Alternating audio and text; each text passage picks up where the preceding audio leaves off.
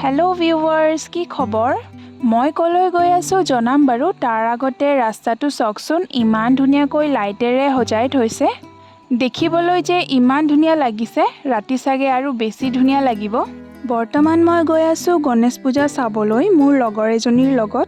দিনতে পূজা চাবলৈ অহা কাৰণটো এইটোৱেই যে মোৰ ঘৰটো অকমান দূৰত আছে তাইৰ বাৰু ওচৰতেই ঘূৰি যাওঁতে আকৌ মই অকলেই ঘূৰি যাব লাগিব নহয় বেছি ৰাতি হলেও যাওঁতে অকমান অসুবিধা হ'ব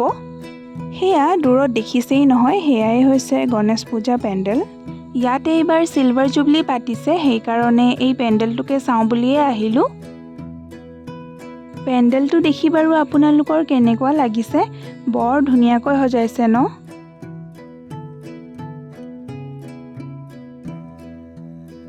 বলকচোন এবাৰ ভিতৰলৈ যাওঁ ভিতৰৰখিনি ভিডিঅ' কৰাত কিন্তু লগৰজনীয়েহে সহায় কৰি দিছে মূৰ্তিটো চকচোন ইমান ধুনীয়া চালে চাই থাকো নিচিনা লাগে